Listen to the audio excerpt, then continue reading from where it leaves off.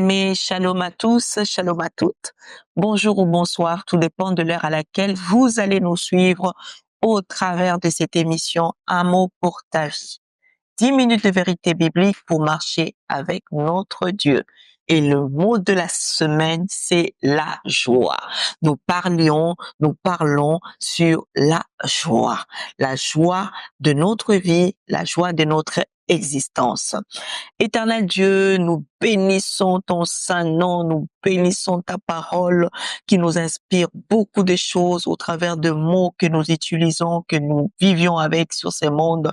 Laisse que tu puisses encore nous inspirer au travers de cette journée qui est notre dernier jour. Marche avec nous. Dans le nom de Jésus, nous t'avons ainsi glorifié. Amen. Donc, je disais que nous finissons aujourd'hui ces mots, la joie. Et comme j'ai l'habitude de vous le répéter, au besoin, nous reprendrons d'autres mots que nous avons déjà utilisés. Nous reviendrons avec ça, avec d'autres personnes aussi, sur ces plateaux, qui vont aussi nous parler de leur expérience, de ce qu'ils pensent, bien évidemment, avec la parole de Dieu associée de tous ces mots que nous connaissons. Mais aujourd'hui, j'ai ramené la joie comme étant un remède. La joie est un remède.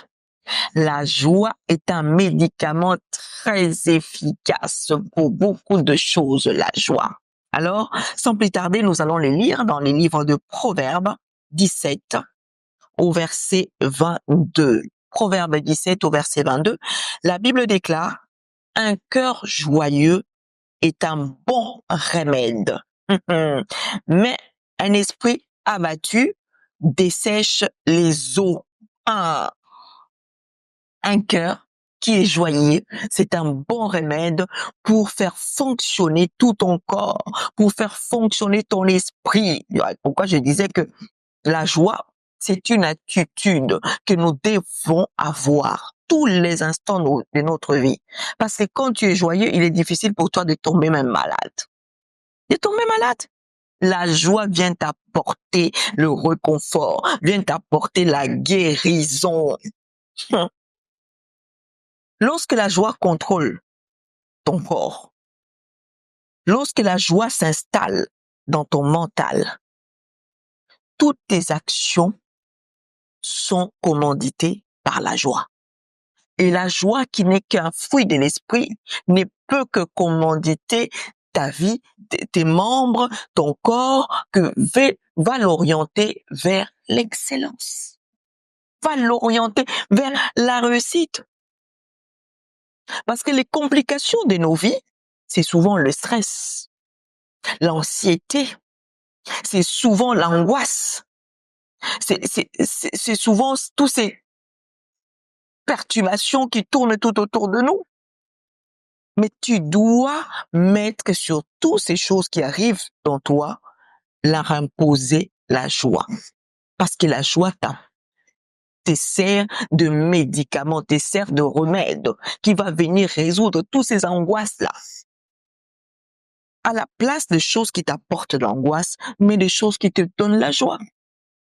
Vous savez, je connais des personnes qui dépensent beaucoup de fortune, dépensent beaucoup d'argent pour simplement trouver des moments de joie, des moments de jouissance. Ils payent pour ça.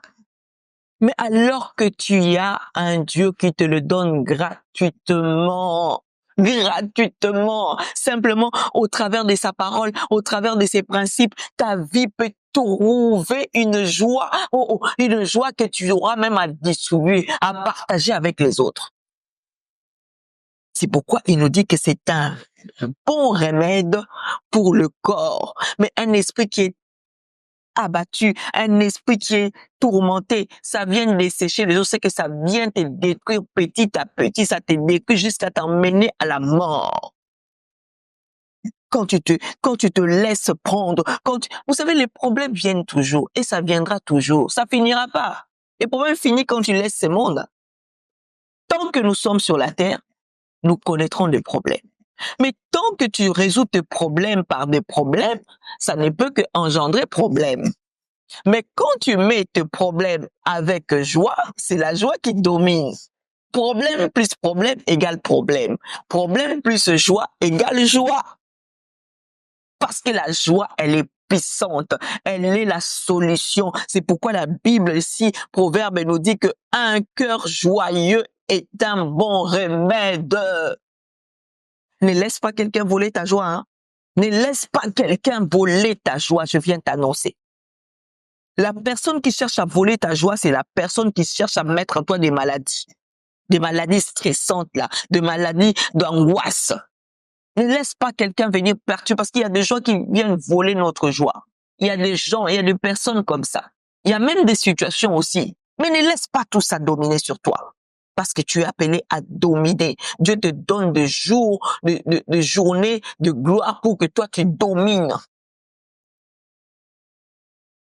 Ah, je sais que selon même la médecine, hein, la médecine recommande deux fois de temps de divertissement, des temps que tu dois simplement jouer pour pouvoir rigoler, le temps de te retrouver dans cette bulle de joie pour que tu trouves la guérison. Vous vous rendez compte?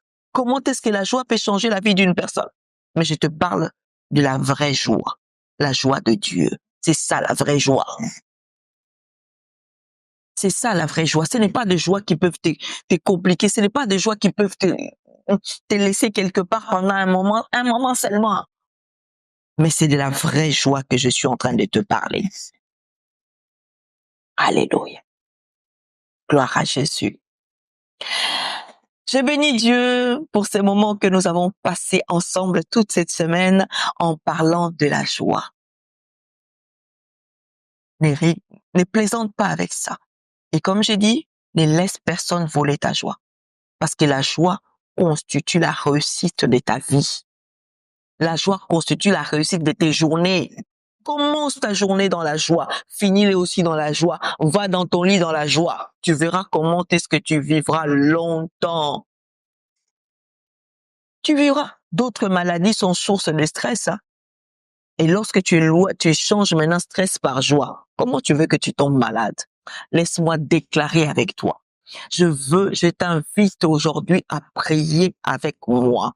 Toi qui n'arrivais pas, toi qui t'es semblé souvent difficile d'être dans la joie, toi qui ne connaissais pas la joie, que ça soit dans ton foyer, il y avait plus de moments de joie, il y avait plus de moments où tu t'associais, toi, tes enfants, ton mari, et vous passez devant un film en train de stream, tout ce temps-là, les qualités n'étaient plus chez toi.